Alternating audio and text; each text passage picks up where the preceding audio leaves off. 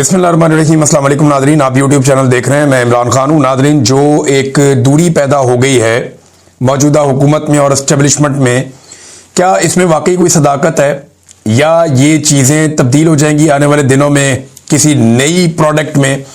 इस बारे में ये वीलॉग है। कुछ आम हकायक मैं आपके सामने रखता हूँ। एक तो आप ये बात कंफर्म कर लें कि पाकिस्तान में कौन होगा किस ओहदे पर, इसका फैसला पाकिस्तान के अंदर नहीं हो रहा, इसका फैसला पाकिस्तान से बाहर हो रहा है। और ये फैसला किसी एक मुल्क में नहीं होना। फैसला आपको सुनाया तो एक ही मुल्क से जाएगा, लेकिन दो जगहों पे ये फैसला हो रहा है। और इसमें ताखीर की जो सबसे बड़ी वजह है वो 27वीं आईनी तरमीम है। यानी 27वीं आईनी तरमीम में जिस किस्म का गंद मार दिया है, जो नाअहली उसमें की गई है, जिस किस्म की उसमें अजीबोगरीब चीज़ें छोड़ दी गई हैं, वो नालायकी अब सामने आ गई है। 27वीं आईनी तरमीम के बाद पूरे के पूरे इदारे का स्ट्रक्चर अजीबोगरीब कर दिया गया। फिर उसकी सपोर्ट के अंदर जो चीज़ें की जानी थी वो नहीं की गई, और उसकी वजह से एक बेचैनी भी है और इदारे के अंदर भी बड़ा अजीब सा माहौल बना हुआ है। यानी एयरफोर्स और नेवी के लोगों को लगता है कि जी हम कोई सौतेले हैं, हमें कभी भी मौका नहीं मिलेगा आगे जाने का या आगे बढ़ने का, वो रास्ता बंद किया गया। और दूसरा, जो भी आर्मी चीफ आएगा वो सबसे पहले एक जंग लड़ेगा ताकि वो फील्ड मार्शल बन जाए, और फील्ड मार्शल बनने के बाद ताहयात इस्तिस्ना और ताहयात मुराद भी उसको मिल जाएंगी, और फिर उसको कभी हटाया भी नहीं जा सके। ये अजीबोगरीब किस्म की चीज़ें जो 27वीं आईनी तरमीम में कर दी गई हैं, ये अब दर्द सर बन गई हैं उन आकाओं के लिए भी जिनको पता चला कि अब करना क्या है। क्योंकि पाकिस्तान के आर्मी चीफ का फैसला कभी भी पाकिस्तान के अंदर नहीं होता। ये फैसला दीगर स्टेक होल्डर मिलकर करते हैं, जो बैरूनी आका है, जिनके पैसों से पाकिस्तान चलता है, या जो अपने पैसों से हमें वेंटिलेटर्स लगाते हैं। ये फैसला वहां पे भी होता है। अभी ये फैसला हो जाएगा कि किसको कहां लगाना है और किसको किस जगह पे बिठाना है और कौन कौन सी चीजों को ठीक करना है। तो जब ये फैसला हो जाएगा तो लिस्ट आ जाएगी, उसके मुताबिक फिर चीजें आगे बढ़ेंगी लोकल सतह के ऊपर कुछ चीजें तय होने के बाद। अब कई लोग ये कह रहे हैं कि जनाब हुकूमत ने ये कर दिया, हुकूमत बड़ी नालायक है, हुकूमत बड़ी नाअहल है, हुकूमत ने 27वीं आईनी तरमीम में कोई कोताही की है, कोई नालायकी की है। हुकूमत का तो ना इसमें कोई लेना ना देना। ये तरमीम तो जिन्होंने बनाई है एस्टेब्लिशमेंट ने, इसके ऊपर काम भी एस्टेब्लिशमेंट ने किया है। सियासतदानों को तो इसकी अलिफ बे का भी नहीं पता था। उनके तो हवाले की गई और बताया गया कि जनाब ये पास करवानी है। नवाज शरीफ साहब ने और जरदारी साहब ने सर नीचे फेंक के अपने सारे बंदों को हुक्म दिया, सारे बंदे इकट्ठे किए और उसके बाद ये तरमीम पास करवा ली। और जिन दिनों में ये तरमीम पास हो रही थी उन दिनों में PMLN के MNAs की बाकायदा और पीपल्स पार्टी के तस्वीर दी गई थी एयरपोर्टों के ऊपर। ये जनाब ये बंदे और उनके नाम शाम भी थे कि ये बंदे कम से कम अभी पाकिस्तान से बाहर ट्रैवल नहीं करने चाहिए, अगर इनमें से कोई जाए तो उनको रोक लिया जाए, ताकि पाकिस्तान के अंदर सारे के सारे बंदे मौजूद हों और कल को कोई बहाना ना करे जनाब मैं चला गया। तो ये एस्टेब्लिशमेंट की तरमीम थी। सियासतदानों पे इसका इल्जाम ना लगाएं। सियासतदान बहुत समझदार होते हैं, वो बड़े तरीके से कोई तरमीम करते हैं, बड़ी मुशावरत करते हैं। चंद घंटों के अंदर ऐसी ही तरमीम होती है और इसके पीछे सारा का सारा एस्टेब्लिशमेंट का खेला हुआ खेल था। उनकी नालायकी अब इनके खाते डालने की कोशिश की जा रही है। कई टाउट्स हैं वो आकर बैठ जाते हैं, बार बार ये कहते हैं कि हुकूमत की नालायकी, हुकूमत ने ये कर दिया, हुकूमत ने कुछ नहीं किया। सियासतदानों का इससे कोई लेना देना नहीं है। बहरहाल ये फैसला हो जाएगा, फैसला होकर लिस्ट पाकिस्तान में दी जाएगी, उसके मुताबिक हो जाएगा। लेकिन इमरान खान साहब ने नवाज शरीफ को बड़ा जबरदस्त मौका दे दिया है। इमरान खान ने नवाज शरीफ को मौका दे दिया कि अगर वो अपनी जान बचाना चाहते हैं तो बचा लें, क्योंकि एंड में जो है ना नवाज शरीफ की जान भी कुड़की में फंस जाएगी। उसकी मैं आपको वजह बताता हूं क्या है। ये बहुत बड़ी खबर है और इसको जो समझने वाले हैं ना वो समझ जाएंगे। होगा ये कि आसिम मुनीर के साथ जो पिछले एक हफ्ते के अंदर नवाज शरीफ साहब ने कर छोड़ी है ना, या इस निजाम ने या इस हुकूमत ने जो भी आसिम मुनीर के साथ किया है, ऐसा तो एक SHO के साथ भी नहीं होता। वो बेचारा अपनी तैनाती के लिए आता है तो उसको बता देते हैं ठीक है फलाने दिन आ जाइए, उसकी तैनाती हो जाती है। लेकिन आसिम मुनीर साहब का नोटिफिकेशन कभी कहते नहीं चाहिए, नहीं कभी कहते नहीं चाहिए, कभी इधर से बयान। फिर वो इतनी शर्मिंदगी हुई आसिम मुनीर साहब को कि टाउटों के जरिए ये स्टेटमेंट दिलवाने पड़े कि जनाब नोटिफिकेशन की तो जरूरत ही नहीं है। आपने देखा अंसार अब्बासी साहब तक ने लिख दिया और लोगों ने भी लिख दिया। मैं अंसार अब्बासी साहब को टाउट नहीं कह रहा, लेकिन बहुत सारे टाउट पहले ये बातें कर रहे थे। फिर अंसार अब्बासी साहब को भी कायल किया गया आप लिख दें आप जंग अखबार में। उन्होंने भी बेचारे ने लिख दिया और लोगों ने भी लिख दिया। तो दावे शुरू हो गए कि नोटिफिकेशन की लोड़ ही कोई नहीं। अब जनाब सारे कह रहे हैं नोटिफिकेशन किधर है। Faisal Vawda notification, Mohsin Naqvi notification, DGI SPR तो बिल्कुल मंजर से गायब है, वो तो कहीं नजर ही नहीं आ रहे। लेकिन नोटिफिकेशन तो चाहिए और शहबाज शरीफ साहब को नोटिफिकेशन करना पड़ेगा। नवाज शरीफ के पास मौका है कि अगर वो नया आर्मी चीफ लाना चाहे तो ले आए। डर यही होता है ना कि इमरान खान कहीं आसिम मुनीर के साथ कोई डील ना कर ले, तो इमरान खान ने वो वाला सफा फाड़ दिया। कल इमरान खान का ट्विटर के ऊपर ट्वीट उठा के देखें, उसके बाद आप चीखें सुने, आपको आइडिया हो जाएगा कि इमरान खान साहब ने वो वाला सफा फाड़ दिया और वो पहले भी कोई डील नहीं करने जा रहे थे। तो खातिर जमा रखे, आसिम मुनीर साहब किसी का कुछ नहीं बिगाड़ सकेंगे अगर उन्हें तैनाती ना मिली तो। लेकिन अगर उन्हें मिल गई तो फिर क्या होगा, ये मैं आपको बता देता हूं और आप बड़ा इंजॉय करेंगे आने वाले वक्त में। इसको संभाल के रखिएगा। अगर आसिम मुनीर साहब को दोबारा से उनको ये मौका मिल जाता है, 5 साल और आए और आकर आप काम करें, तो वो एक बात को तो यकीनी बनाएंगे कि नवाज शरीफ कभी भी कंफर्टेबल पोजीशन में ना आए। यानी नवाज शरीफ कभी भी उस पोजीशन में ना आए जहां पे आके वो कंफर्टेबल हो जाए, जहां पे आके वो रिलैक्स हो जाए। क्योंकि नवाज शरीफ को पहली मर्तबा रिलैक्स होना नसीब हुआ है जैसे ही उनके पास सादा अक्सरियत बनी है।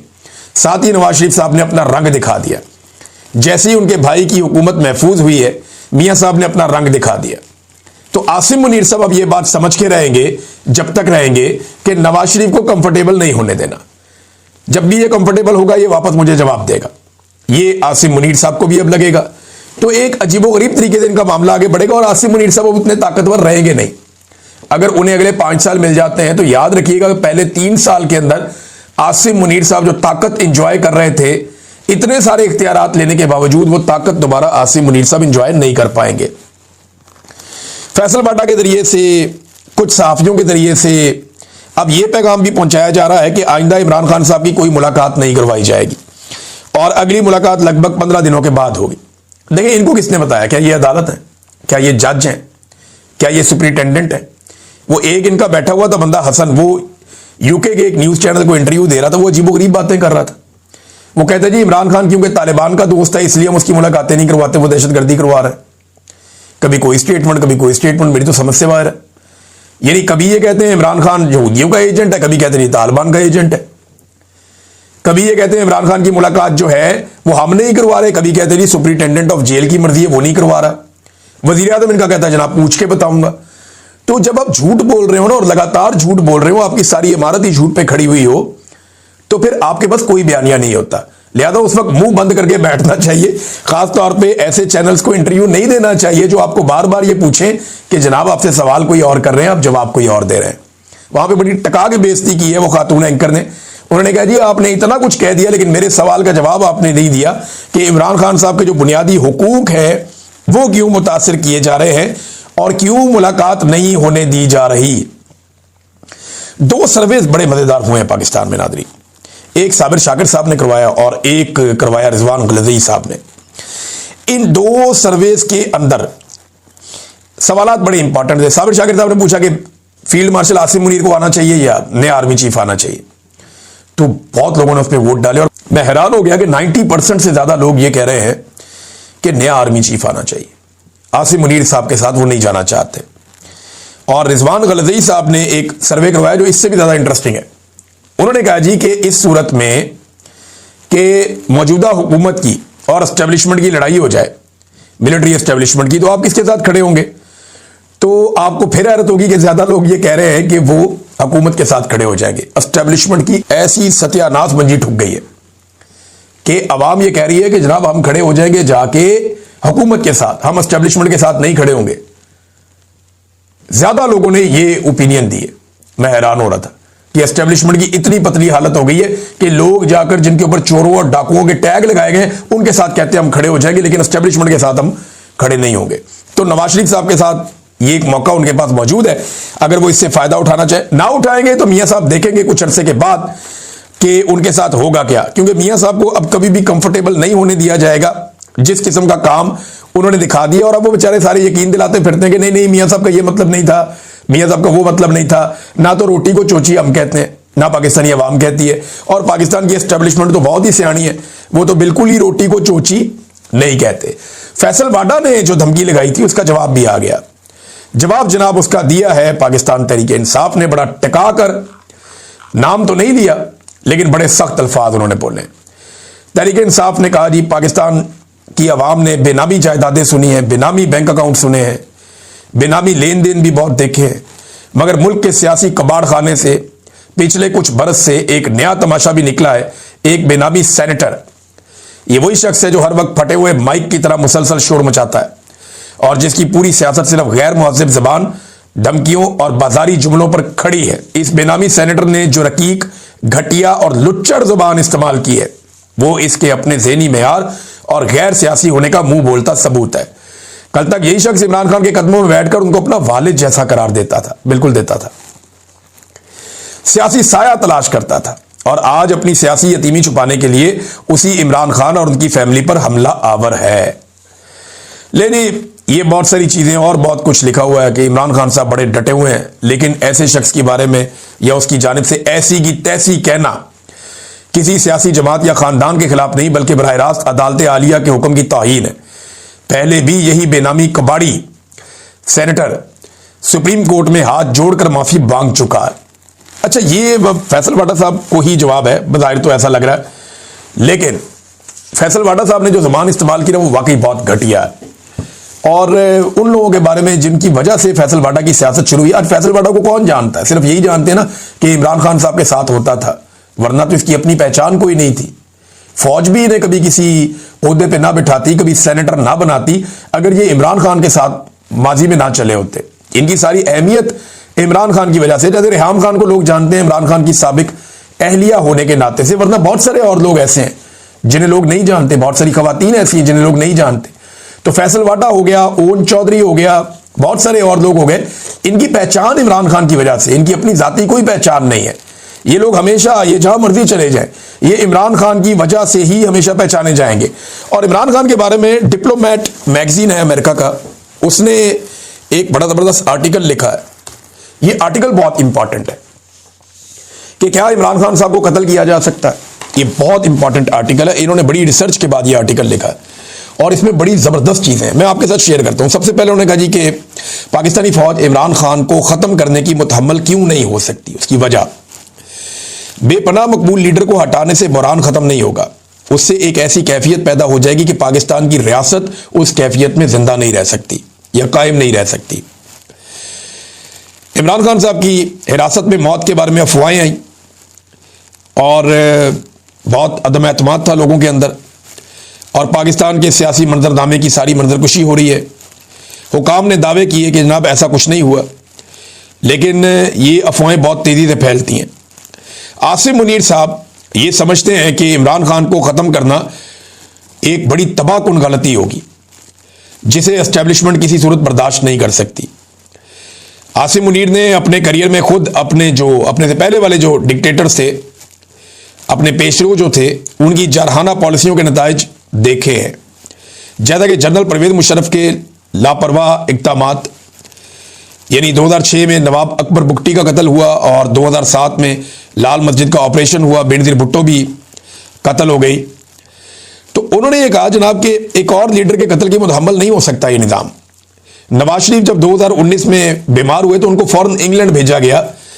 वो ये सोचते हैं कि पंजाब से अगर कोई रहनुमा ऐसे मारा गया तो रद्द-ए-अमल बहुत ज़्यादा भड़क जाएगा, और ये एक बुनियादी हकीकत है। फौज की ताकत, फौज की भर्ती और कानूनी हैसियत पंजाब के सियासी जज्बात से इनका गहरा ताल्लुक है। तो फौज की भर्ती भी यहां से होती है, फौज का कैशमेंट एरिया भी यही है।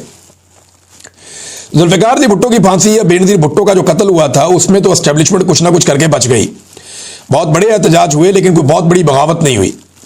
लेकिन इमरान खान एक मुख्तलिफ हकीकत है। वो नस्ली तौर पे पंजाबी नहीं, पश्तून है, लेकिन उनका ताल्लुक पंजाब से है और पूरी कौम में उनकी हमायत है, और पाकिस्तान से बाहर भी उनकी हमायत बहुत बड़े पैमाने पे फैली हुई है। जब उनकी गिरफ्तारी हुई थी 2023 में, तो उसके बाद क्या हुआ था उसके बारे में फिर सारा कुछ लिखा हुआ, किस तरीके से क्या कुछ हो गया। तो उन्होंने कहा खान को खत्म करने से सियासी बदअमनी को भड़काने का खतरा फौज नहीं ले सकती, खास तौर पे ऐसे वक्त में जब मुल्क की मईशत बहुत बुरी तरह तबाह हो रही है। खान को हटाने से पाकिस्तान की सियासत में एक बेमिसाल शहीद पैदा हो जाएगा, और ये बहुत मुख्तलिफ शहादत होगी अगर इमरान खान को कुछ किया गया तो। इमरान खान बहुत बड़े पैमाने पर नौजवानों के लीडर हैं, और डिजिटल हकीकत जो है वो इमरान खान साहब के ताबे है इस वक्त, और ये एक मुज़ामत की अलामत के तौर पे नौजवान उनको देखते हैं। और ऐसी शख्सियत कभी भी ख़त्म नहीं होती, गायब नहीं होती, ख़त्म होने के बावजूद ये मौजूद रहती है, बल्कि फैल जाती है। और एक बहुत बड़ी तहरीक खड़ी हो जाएगी और रियासत को अपनी तारीख के शदीद तरीन सियासी रद्द-ए-अमल का सामना करना पड़ेगा। अब ये जो जुमले ना, ये बहुत इंपॉर्टेंट है, ये आपने गौर से सुनने। ये डिप्लोमेट लिख रहा है, अमरीकी मैगजीन है। एस्टेब्लिशमेंट ये जानती है और इसे भुट्टो की नज़ीर अच्छी तरह याद है कि इस तरह की तबाहकुन रविश ना दोहराई जाए। यहां तक कि आज फौजी क़यादत के पास वसी इख्तियारात के बावजूद सियासी हकीकत ऐसी हुदूद आयद करती है जिसे कोई इदारा नजरअंदाज नहीं कर सकता। यह जुमला आ गया। इमरान खान 1989 का भुट्टो नहीं है और ना ही आज 2007 का पाकिस्तान है। वो एक ऐसी कौमी शख्सियत है जिनकी जड़ें उस सूबे में गहरी हैं जिस पर रियासत सबसे ज्यादा इन्हिसार करती है। इसे खत्म करने से बहरान खत्म नहीं होगा, इससे रियासत जिंदा नहीं रह पाएगी, कायम नहीं रह पाएगी। अपनी पूरी ताकत के बावजूद फौज इस जुए की मुतहम्मिल नहीं हो सकती और यही वजह है कि अफवाहों के बावजूद एस्टेब्लिशमेंट जानती है कि इमरान खान को हटाना किसी भी काबिल फहम फायदे से ज्यादा बहुत ज्यादा नुकसानदेह हो जाएगा। ये जनाब द डिप्लोमेट का मैगजीन का ये मजमून है। मैंने आपको सारा का सारा उनकी रिपोर्ट पढ़ के सुनाई। तो इमरान खान साहब को अगर किसी के दिमाग में ये खुराफात हैं भी तो ये वो खदशात हैं जो सबके दिमाग में हैं कि इमरान खान साहब को खत्म करने से इनकी अपनी नस्लें खत्म हो जाएंगी। नादरीन, आज फिर मुलाकात का दिन है और मुलाकात का दिन है तो सुहेल आफरीदी साहब का, उनके कुछ MPAs हैं और शाहिद खटक साहब का नाम आया हुआ है कि मुलाकात करवाई जाए। अब ये लोग अडियाला जेल तो आज जाएंगे। अब टाउट्स ये कह रहे हैं कि मुलाकात नहीं करवाई जाएगी। टाउट्स को किसने बताया? टाउट्स को उसी ने बताया ना जिसने ये फैसला किया। तो ये अदालत में तो जजेस नहीं बताते कि हमने क्या फैसला किया, उन्होंने तो फैसला करके दे दिया। या टाउट्स को बता रहा है वो जो जेल का सुपरिटेंडेंट है वो बता रहा है? नहीं, वो भी नहीं बता रहा।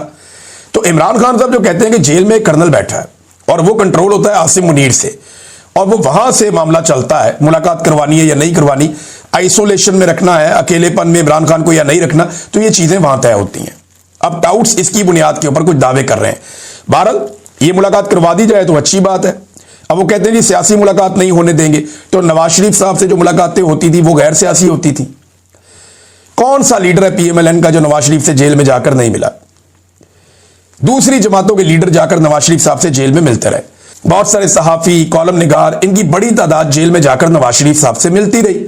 हत्ता कि वो लोग भी नवाज शरीफ साहब को जेल में जाकर मिलते जिनकी कोई तुक्की नहीं बनती थी, लेकिन लगातार ये मुलाकातें होती रही हैं। तो इमरान खान साहब को भी मिलने देना चाहिए।